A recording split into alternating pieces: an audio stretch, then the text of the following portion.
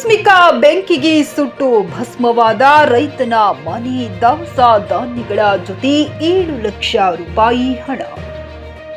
ಪರಿಹಾರಕ್ಕಾಗಿ ಅಂಗಲಾಚುತ್ತಿರುವ ಬಡ ಕುಟುಂಬಸ್ಥರು.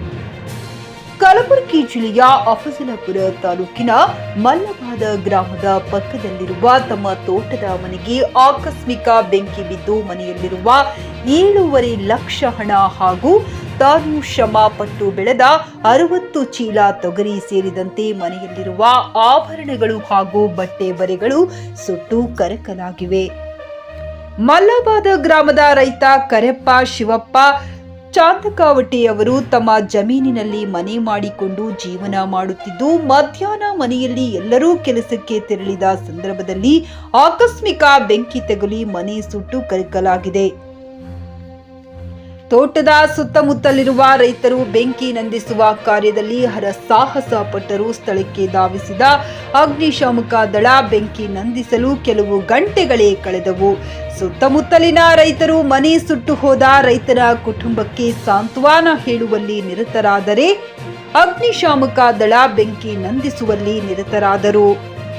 ಸ್ಥಳಕ್ಕೆ ಧಾವಿಸಿದ ಮಾಜಿ ಜಿಲ್ಲಾ ಪಂಚಾಯತ್ ಸದಸ್ಯ ಭೀರಣ್ಣ ಕಲ್ಲೂರ, ಬಡತನದಲ್ಲಿ ಜೀವನ ಸಾಗಿಸುತ್ತಿರುವ ರೈತ ಕರೆಪ್ಪ ಚಾಂದಕವಟಿ ಇತ್ತೀಚೆಗೆ ತಮ್ಮ ಜಮೀನು ಮಾರಿದ ಹಣವನ್ನ ಮನೆಯಲ್ಲಿ ಇಟ್ಟಿದ್ದು ಸುಮಾರು 7.5 ಲಕ್ಷ ರೂಪಾಯಿ ಹಣ ಹಾಗೂ 60 ಮೂಟೆ ತೊಗರಿ ಸೇರಿದಂತೆ ಬಂಗಾರದ ಆಭರಣಗಳು, ದವಸ ಧಾನ್ಯಗಳು ಸುಟ್ಟು ಭಸ್ಮವಾಗಿವೆ. ಅಪಾರ ಹಾನಿಯಾಗಿದ್ದು, ಸರ್ಕಾರದಿಂದ ಹೆಚ್ಚಿನ ಪರಿಹಾರ ಮತ್ತು ಕಂದಾಯ ಇಲಾಖೆಯ ಸಹಕಾರದಿಂದ ಹೆಚ್ಚಿನ ಪರಿಹಾರ ನೀಡಬೇಕೆಂದು ಮನವಿ ಮಾಡಿದರು.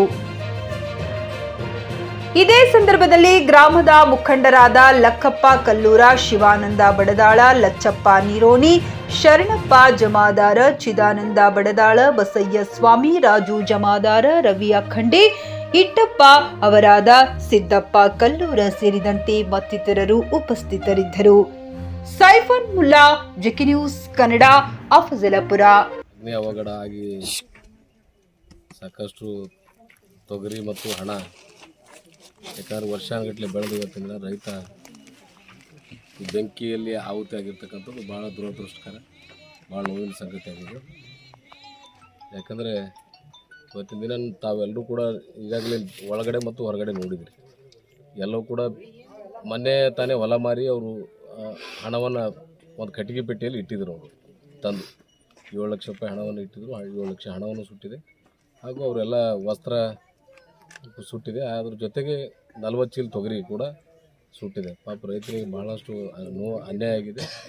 ಅದು ಯಾಕಂದರೆ ಭಗವಂತ ಅವರಿಗೆ ಧೈರ್ಯ ಮತ್ತು ಅವರಿಗೆ ಆತ್ಮಸ್ಥೈರ್ಯ ಕೊಡಲಿ ಅಂತೇಳಿ ತಮ್ಮೆಲ್ಲರೂ. ಅದ್ರ ಜೊತೆಗೆ ಇವತ್ತಿನ ದಿನ ಏನು ತಾಲೂಕಾ ಆಡಳಿತ ವತಿಯಿಂದ ಏನು ಪರಿಹಾರ ಬರಬೇಕು, ಹೆಚ್ಚಿನ ರೀತಿಯಿಂದ ಪರಿಹಾರ ಒದಗಿಸೋದ್ರೊಂದಿಗೆ ಈಗಾಗಲೇ ನಮ್ಮ ವಿ ಎ ಅವರು ಗ್ರಾಮ ಲೆಕ್ಕಾಧಿಕಾರಿಗಳು ಬಂದಿದ್ದಾರೆ. ಅವ್ರಿಗೂ ಕೂಡ ನೋಡಿದ್ದಾರೆ. ಯಾಕಂದರೆ ಫೈರ್ದವ್ರು ಬಂದು ಏನಪ್ಪ ಅಂದರೆ ಇದು ಆರಿಸಿ ಏನಪ್ಪ ಅಂದರೆ ಒಳ್ಳೆ ರೀತಿಯಿಂದ ಅನುಕೂಲ ಮಾಡಿಕೊಟ್ರೆ ಇನ್ನೂ ದೊಡ್ಡ ಅವಘಡ ಆಗ್ತಿತ್ತು.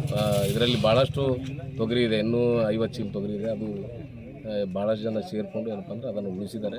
ಮತ್ತು ಎಲ್ಲ ಜನ ಸೇರಿ ಏನಪ್ಪ ಅಂದರೆ ಹೆಚ್ಚಿನ ಒಂದು ದೊಡ್ಡ ಅನಾಹುತವನ್ನು ತಪ್ಪಿಸಿದ್ದಾರೆ. ಅವ್ರಿಗೆಲ್ಲರೂ ಕೂಡ ಧನ್ಯವಾದಗಳನ್ನು ಹೇಳ್ತೀನಿ.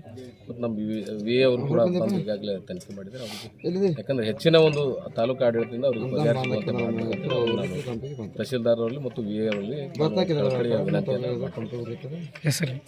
ವೀರಣ್ಣ ಕಲ್ಲು. ನಿಮ್ಮ ಮಕ್ಕಳ ಉಜ್ವಲ ಭವಿಷ್ಯಕ್ಕಾಗಿ ಶ್ರೀ ಶಬ್ರ ರೇಣುಕಾ ವೀರ ಗಂಗಾಧರ ಶಿವಾಚಾರ್ಯರ ಮಾರ್ಗದರ್ಶನದಲ್ಲಿ ನಡೆಯುತ್ತಿರುವ ಶ್ರೀ ಶಿವಯೋಗಿ ವಿದ್ಯಾಲಯ ಶಾಲೆಯಲ್ಲಿ ದಾಖಲಾತಿ ಪಡೆಯಿರಿ. ಇಲ್ಲಿ 1ನೇ ತರಗತಿಯಿಂದ 10ನೇ ತರಗತಿಯವರೆಗೆ ಪ್ರವೇಶ ಪ್ರಾರಂಭವಾಗಿದ್ದು, ಉನ್ನತ ಗುಣಮಟ್ಟದ ಶಿಕ್ಷಣದ ಜೊತೆಗೆ ಆಟ, ಯೋಗಾಸನ, ಡ್ಯಾನ್ಸ್, ಕರಾಟೆ ತರಬೇತಿಯೂ ನೀಡಲಾಗುತ್ತದೆ. 5ನೇ ತರಗತಿಯಿಂದ 10ನೇ ತರಗತಿಯವರೆಗೆ ವಸತಿ ಸೌಲಭ್ಯವೂ ಕೂಡ ಲಭ್ಯವಿದೆ. ನುರಿತ ಶಿಕ್ಷಕರಿಂದ ಬೋಧನೆ ನೀಡಲಾಗುತ್ತದೆ.